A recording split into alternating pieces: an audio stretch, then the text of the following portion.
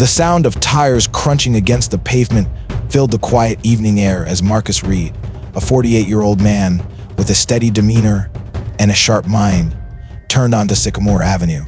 It had been a long but productive day, filled with meetings and discussions with community leaders in Charlotte, North Carolina. His car, a modest black sedan, blended seamlessly with the suburban streets, and his thoughts drifted toward home, more specifically to his wife's famous pot roast waiting on the dinner table. He allowed himself a moment to relax, exhaling as he thought about sitting down with his family and putting work behind him for the night. Then, in an instant, everything changed. Flashing red and blue lights cut through the darkness, their glow bouncing off the rearview mirror like an alarm bell ringing inside his head. Marcus's grip on the steering wheel tightened instinctively, even before his brain could process why. His speedometer read 29 and a 35. No sudden movements, no rolling stops, so why was he being pulled over? The familiar unease settled in his stomach as he signaled and eased his car to the side of the road, his heart beating just a little faster than before. He took a slow, measured breath, forcing himself to remain calm. He had been here before, not in this exact moment, but in moments like it. The checklist ran through his mind like muscle memory. Keep your hands visible. Move slowly. Speak respectfully. Make no sudden gestures. It was second nature now. Not because he had ever done anything wrong, but because he knew in situations like these, appearances meant everything. The patrol car rolled to a stop behind him, the bright headlights casting long shadows across the pavement. Two officers stepped out, one approaching his driver's side window, while the other lingered near the back of his car, hand resting near his holstered weapon. Marcus's jaw tightened slightly, but he said nothing, instead rolling down his window as the first officer stepped closer. The officer, a stocky man with a buzz cut, tapped the flashlight against the side of the car before shining it directly into Marcus's face. His expression was unreadable, but his tone carried something Marcus recognized immediately: an assumption of guilt. You in a hurry tonight? Tonight? Marcus kept his tone even. No, sir. Just heading home. The flashlight's beam lingered on Marcus's face for a moment too long, as if searching for something unspoken. Then, without acknowledging his answer, the officer shifted his gaze downward, scanning the car's console, the passenger seat, the area near Marcus's lap. License and registration, he ordered, ignoring any pleasantries. Marcus moved carefully, making sure every action was slow and deliberate. I'm reaching for my registration in the glove compartment now. My license is in my wallet. I'll get that next. He didn't expect a response, but he wanted his actions to be as clear as possible. The officer remained silent, his posture stiffening slightly as if preparing for something. You know why I pulled you over? He asked after a long pause. Marcus inhaled slowly. I'm not sure, officer. I was well within the speed limit, and I don't believe I committed any traffic violations. The officer didn't look convinced. You were driving erratically, swerved into the other lane back there. Marcus frowned. That was a lie. He had been paying full attention, and his dashcam would prove it. With all due respect, officer, I wasn't swerving. My dashcam can verify that. The officer's jaw tightened. Dashcam, huh? Well, that's getting confiscated for evidence. Step out of the vehicle. Marcus blinked, surprised at how quickly the situation was escalating. Is there a problem, officer? I'm complying fully. His tone remained steady, but a familiar tension coiled in his chest. The officer took a step closer. I said, step out of the vehicle. Now. Marcus exhaled slowly, forcing down the frustration rising in his throat. This wasn't about reckless driving. This wasn't about a minor traffic stop. This was something else. Moving as carefully as possible, he unbuckled his seatbelt and opened the car door. The moment his foot touched the pavement, the second officer, the one who had been lingering near the back, moved in aggressively, grabbing his arm and yanking him away from the car. Marcus tensed but didn't resist, keeping his voice calm. Is this really necessary? The first officer smirked. Resisting, huh? You want to play that game? Fine by me. Before Marcus could respond, cold steel snapped around his wrists, the handcuffs tightening more than they needed to. He clenched his jaw, exhaling through his nose as his heart pounded furiously. They hadn't even run his license. They hadn't checked his registration. They had made their decision before even speaking to him. As the officers shoved him into the back of the squad car, Marcus's gaze flicked toward the houses lining the street. A few neighbors stood behind their curtains, watching but not interfering. Their faces were faint silhouettes against the glow of their living room lights, eyes filled with quiet uncertainty. No one stepped outside. No one would intervene. The car door slammed shut, and the sound rang in his ears like a gavel hitting a judge's bench. Marcus leaned back against the hard seat, his breathing steady but his thoughts racing. This wasn't a mistake. This wasn't a misunderstanding. And this wasn't over. The patrol car rattled slightly as it rolled down the street, Marcus sitting stiffly in the back seat. His hands, still cuffed, rested uncomfortably on his lap, the metal biting into his wrist every time the vehicle jolted. He glanced out the window, watching familiar landmarks blur past, but his mind wasn't on the scenery. Instead, he was focused on the absurdity of what had just happened, the way he had been pulled over for no reason, forced out of his car, and treated as a criminal before a single question had even been asked. Up front, the two officers sat in easy conversation as if they hadn't just taken an innocent man off the street. The younger one, Officer Daniels, glanced back at Marcus through the rearview mirror, smirking slightly. "So what's your story?" he asked, his voice laced with mocking curiosity. "Late night drug run? Or are you just like giving cops a hard time?" Marcus met Daniels' gaze through the mirror, his expression unreadable. "I'm just a man trying to get home." "Yeah, sure," the older officer, Sergeant Miller, scoffed. "They always say that." Marcus didn't respond, knowing that arguing wouldn't change anything and that he needed to stay calm. When they arrived at the precinct, the fluorescent lights cast a harsh glow over the holding area, making everything feel cold and impersonal. Daniels removed Marcus's cuffs with an almost mocking flourish, then gave him a light shove forward. "Welcome to your new home for the night," he said, his smirk widening. Marcus rubbed his sore wrists and asked, "Am I being charged?" Miller chuckled and crossed his arms, enjoying the power imbalance. "We'll let you know once we figure that out," he replied casually. Marcus was led into a small, cold-holding cell, the door clanging shut behind him. He sat on the hard metal bench, his mind racing with everything that had just transpired. Outside the cell, Daniels and Miller stood near a desk, scanning Marcus's license and car registration. "Nothing out of the ordinary," Daniels muttered, sounding almost disappointed. Miller shrugged and smirked. "Doesn't matter. We'll find something. Guys like him always have skeletons." Marcus overheard every word, but his expression remained unreadable. He sat still, hands clasped, posture steady, knowing that patience would serve him better than anger. He wasn't afraid, he was calculating. He knew this situation wouldn't last much longer. Hours passed, the precinct humming with routine activity while other officers moved in and out. A few cast curious glances at Marcus, though none seemed to recognize him just yet. Then, at 4:38 a.m., everything changed. The sound of sharp, deliberate footsteps echoed through the hallway, signaling a shift in authority. A tall woman with sharp features and an air of authority stopped in front of the cell, a folder tucked under her arm. Her badge read Lieutenant Victoria Carter, and her presence immediately changed the tone of the room. She frowned as she glanced at Marcus, then at the paperwork in her hand. "What's going on here?" she asked, her tone controlled but firm. Daniel stepped forward, his confidence faltering just a little. "Picked him up last night for reckless driving and resisting arrest," he said, trying to sound casual. Carter arched an eyebrow and flipped open the folder, scanning its contents. "Reckless driving," she repeated, her voice laced with skepticism.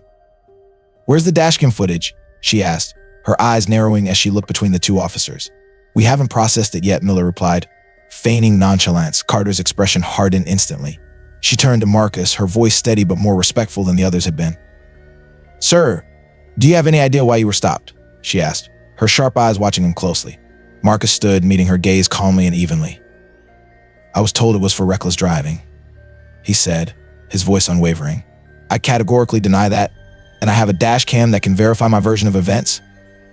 Carter's jaw tightened slightly, and she turned back to the two officers. "You didn't review his dash cam?" she asked, her tone now edged with clear disapproval. Miller shrugged again, trying to play it off. "We didn't get to it yet," he answered. Carter exhaled sharply and folded her arms, her patience running thin. "Get it now," she ordered. Then she turned to Daniels, her voice cutting like steel. "And you in my office. Now." As Daniels and Miller slunk away, Marcus could sense the shift happening. Carter was no fool. She had already seen through their fabricated reasoning. Within 30 minutes, everything these officers had tried to pull would unravel completely. The truth was finally coming to light. A short time later, Daniels and Miller sat stiffly in front of Carter's desk, noticeably less confident than before. The screen beside them played the dashcam footage, showing Marcus driving steadily, staying well within his lane and doing absolutely nothing wrong. Carter leaned forward, her eyes sharp as they locked onto the two officers. "Tell me, gentlemen," she said, letting the silence stretch for an extra second, "where exactly was the reckless driving?" Daniels opened his mouth but closed it again just as quickly. Miller shifted uncomfortably in his seat. Neither of them had an answer. "That's what I thought," Carter said, her voice filled with restrained anger. This wasn't about reckless driving. This was profiling. Daniels bristled slightly, his pride still getting in the way. "Lieutenant, that's a serious accusation." "No," she interrupted, slamming the folder shut. "Falsely arresting a man and fabricating a reason is a serious accusation. What you did, that's a career-ending mistake." Miller's face drained of color. Daniels finally had the sense to look nervous. Carter sighed and shook her head. "You two have no idea who you just arrested," she said, standing up from her desk. Daniels frowned, confused. "What do you mean?" he asked hesitantly. Carter turned toward the hallway, her voice cool and deliberate. "Bring him in." The door opened, and Marcus stepped inside with calm, measured confidence. He adjusted his sleeves, took his time walking toward the desk, and let the silence settle over the room. Daniels and Miller visibly tensed as realization hit them like a brick wall. "My name is Marcus Reed," he said, his voice steady. "And 3 weeks ago, I was sworn in as chief of police for the city." Daniels went pale and Miller suddenly looked as though he might be sick. Neither of them said a word. Carter watched as they absorbed the weight of their mistake. "You see," Marcus continued, his voice dangerously calm, "I chose not to disclose my position last night because I wanted to see how this department really operates when it thinks no one is watching." He let the silence hang for an extra second before finishing. "Now I have my answer." Daniel swallowed hard, scrambling for words. "Sir, we save it," Marcus cut him off coldly. "You saw nothing suspicious. You invented an excuse. And when I complied, you escalated anyway." Miller finally broke the silence. "We didn't know who you were." Marcus tilted his head slightly, watching them squirm. "So what you're saying is, if I wasn't the chief, I'd still be sitting in that cell." Silence filled the room. Carter turned back to the two officers, her voice filled with finality. "You're both suspended, effective immediately. An internal investigation will begin by the end of the day." Marcus gave them one last long look before speaking. "This isn't just about me," he said. "It's about everyone you've ever treated this way, people without badges, without titles, who had to accept this as their reality because no one was there to prove them right." Miller swallowed thickly. Daniels looked ready to disappear into the floor. Marcus turned toward Carter. "I'll be in my office in an hour," he said, "and I expect a full department meeting by the afternoon." Carter nodded firmly.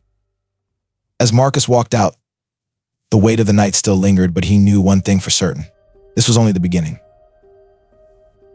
Marcus walked out of the precinct, his steps steady but his mind racing. The weight of what had just happened still pressed against his chest, but there was no time to dwell on frustration. This wasn't just about him, it was about the people who never got the chance to prove their innocence. He unlocked his car, exhaled slowly, and checked his phone, already seeing news alerts spreading like wildfire. Inside the precinct, Carter sat behind her desk, staring at the still image on the dashcam footage. The truth was undeniable, and she knew the fallout would be swift. Daniels and Miller were still in shock, their careers hanging by a thread. She picked up the phone and dialed a number, her voice firm. "We need to call a press conference immediately." Marcus didn't go home. Instead, he drove straight to his office at police headquarters. The sky had lightened into a dull gray, morning creeping in like an uninvited guest. His assistant, Anita James, nearly jumped from her chair when she saw him enter. "Chief Reed," she gasped. "What are you doing here so early?" Marcus offered a small, tired smile. "Rough night, Anita. I need you to schedule a full department meeting for this afternoon." She blinked in confusion but nodded. "Absolutely, Chief. Is everything okay?" He loosened his tie slightly, his mind still processing the night before. "No, but it will be."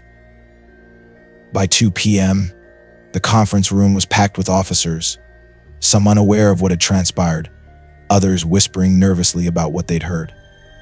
The tension was thick, unspoken but suffocating.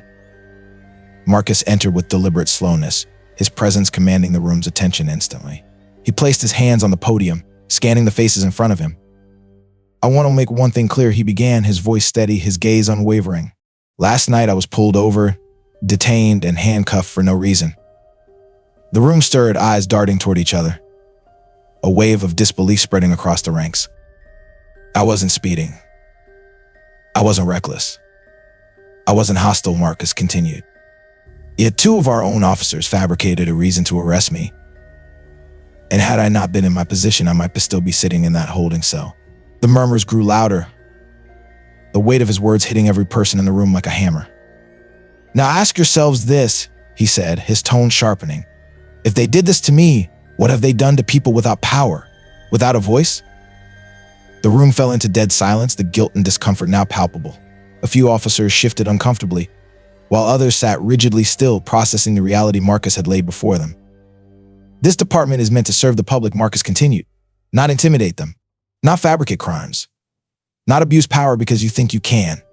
His voice carried a quiet force, not shouting, but shaking the room all the same. Lieutenant Carter stood near the back, her arms crossed, nodding subtly.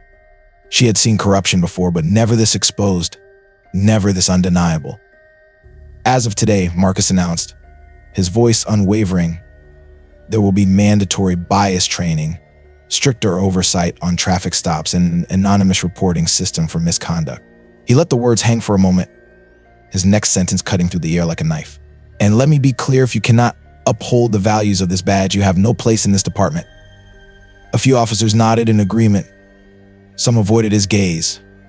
Others sat in silent reflection, realizing the weight of what had been exposed. Daniels and Miller have been suspended pending investigation, Marcus continued. But don't fool yourselves into thinking this is just about 2 officers. This is about a systemic failure, and I refuse to let this department be part of the problem. He exhaled, scanning the room one last time.